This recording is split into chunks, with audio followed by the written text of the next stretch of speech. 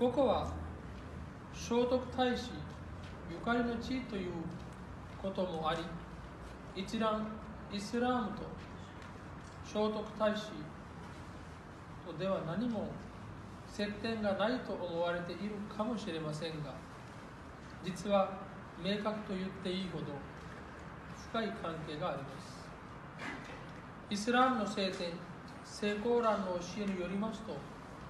アラビア語です。ワレクッレカウミンハー、つまりすべての民に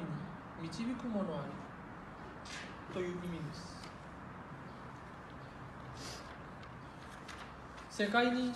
存在する一つ一つの民に、神様は預言者と呼ばれる存在や、誰かを通じて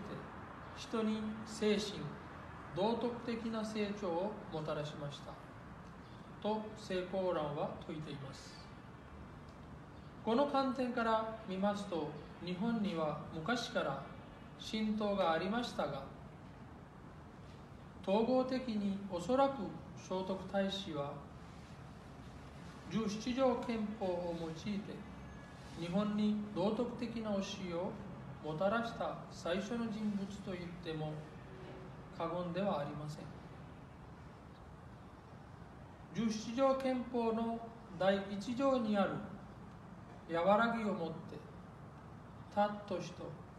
なしさが不ことなきを旨となす、つまり身分は